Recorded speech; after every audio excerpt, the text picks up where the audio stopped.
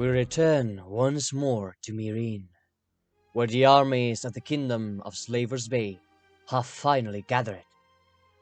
The forces of Astapor and Yunkai are prepared to depart, and thus the assembled army of the Kingdom of Myrene, led by King Dario Naharis, set sail for Westeros, with the sole purpose of avenging the death of their beloved queen.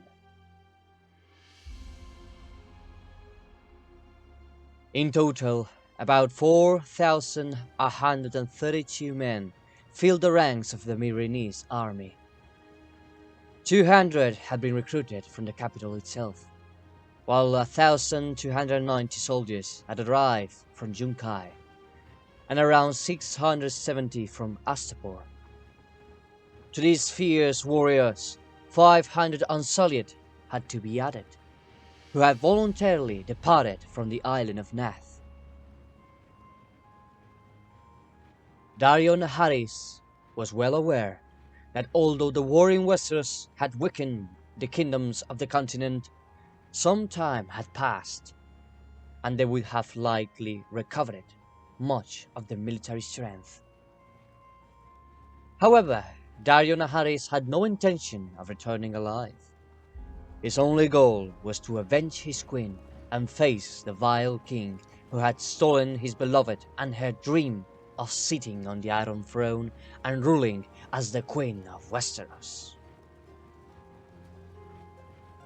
And now another problem loomed in the east, one of which Brandon Stagg had no knowledge.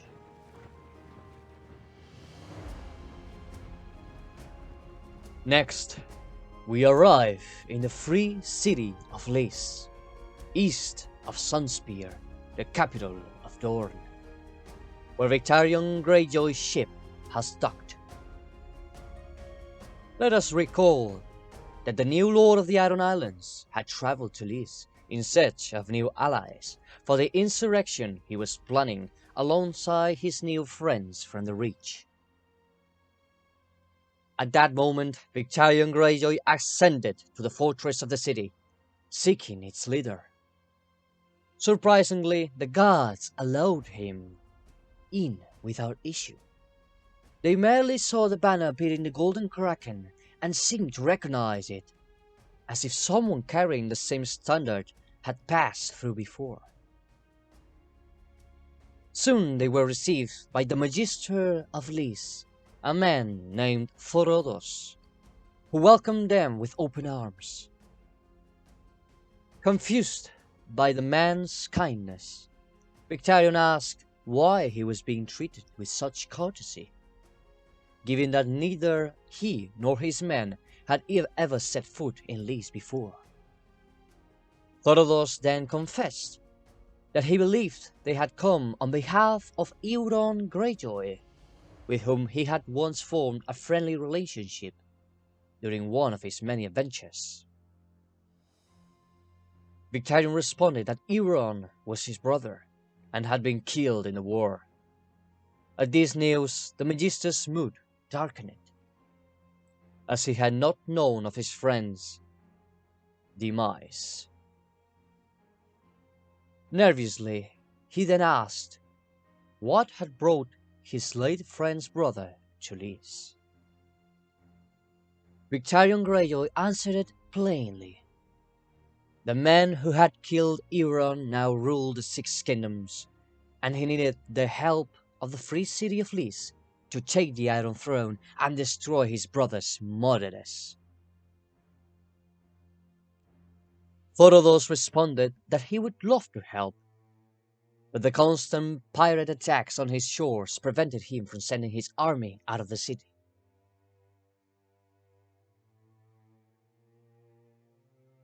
However, he suggested that if the free cities of Tyrosh and Myr joined the cause, he would consider it. Victarion, enraged, declared that convincing all those cities would be too difficult and take too much time they did not have. He then asked if, at the very least, Thorodos could provide gold to fund the war or hire mercenaries. However, the leader of Lys refused. Just as Victarion was about to leave empty-handed, Thorodos mentioned something that could change the course of a future war. A horn. But not just any horn. One that could grant its wielder control over dragons. Stunned, Victarion asked where such a horn could be found. Thorodos told him that his brother, Euron, had been the last known possessor of the artifact, meaning it must still be hidden somewhere. Without even bidding farewell, Victarion left the fortress, boarded his ship with his men, and set sail for the Iron Islands in search of answers. If that horn truly existed, Victarion would have the power to bend any dragon to his will and end the war with ease. Now we return to Westeros, where Paxter Redwine arrives in Old Town and speaks with Lord Lytton Hightower regarding House Hewitt's potential involvement in their imminent rebellion, as well as Victarion Greyjoy's departure in search of allies. Meanwhile, the Lord of Old Town informs Lord Paxter Redwine of everything that had transpired in his conversation with the Hand of the King, Tyrion Lannister. Realizing that the Crown was closely watching their movements, they decide to bide their time and not mobilize their forces just yet. They will wait for the Kraken's return, and then seize the right moment to shatter the peace of the Six Kingdoms and rise against the Crown. With this decision made, Paxter Redwine returns to his ship and sails back to his lands, preparing for the war on the horizon.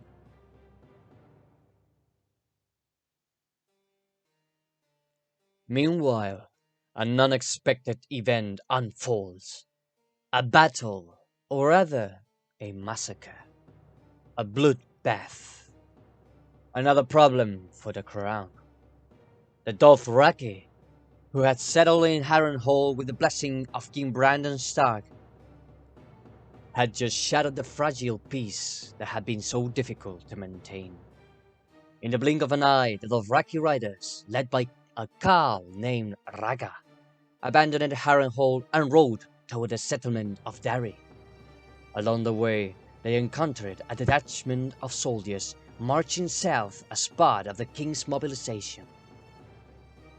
Without hesitation, the Dothraki charged mercilessly at the unsuspecting men, slaughtering them all without leaving a single survivor.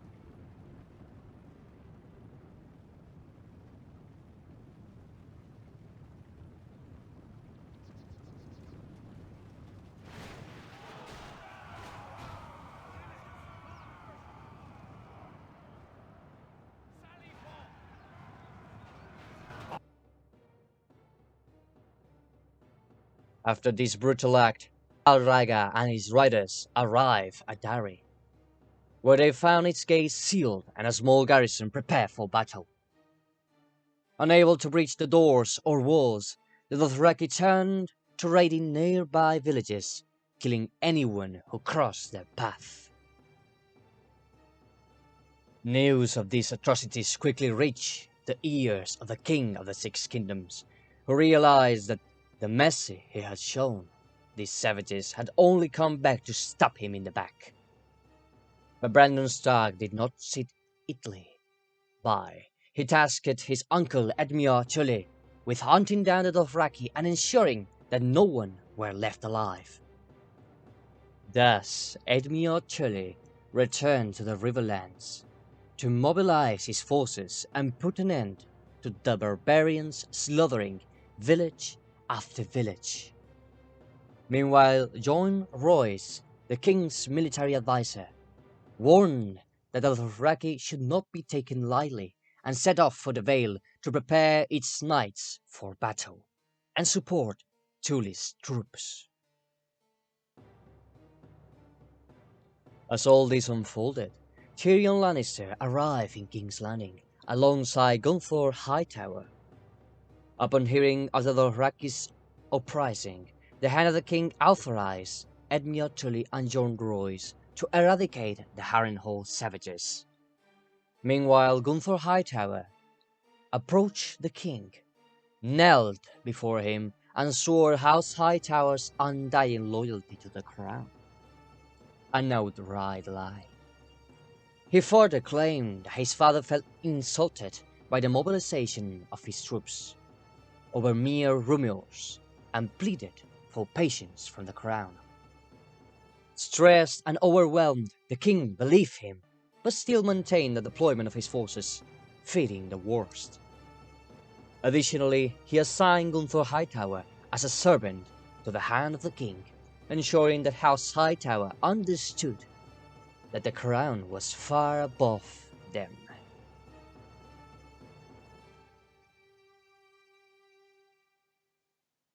Finally, we return beyond the wall, where Drogon appears, descending from the skies towards Jon Snow.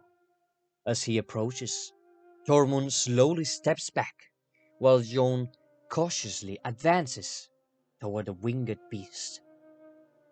The eyes of the last Targaryen meet those of the last known dragon. Drogon opens his jaws, seemingly preparing to burn alive the man who had killed his mother. But he does not. Instead, he flaps his wings and takes flight. The Freefolk watch as the great beast soars away. Jon Snow, shaken, turns toward Tormund, but before he can reach him, Drogon's roar echoes once more. This time the dragon swoops down rapidly, and in a blink of an eye, he seizes Jon in his claws and ascends into the sky. Seeing their king being carried away, the wildlings fire arrows, but it is too late. Tormund shouts Jon's name over and over. Jon struggles to reach his sword and break free, but Drogon's grip is too strong.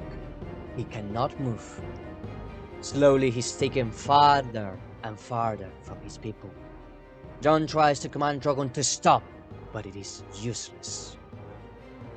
Seconds turn to minutes, minutes to hours, and the dragon does not stop.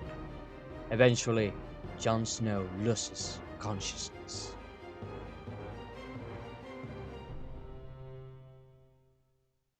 When he awakes, he first moves his hands, feeling the ground beneath him, sand. He hears the waves crashing against the shore. As he opens his eyes, he recognizes where he is. He's on Dragonstone. And above the fortress, Drogon circles endlessly. Disoriented, the last Targaryen begins walking toward the gates of the castle, where Aegon Targaryen will finally meet his true destiny.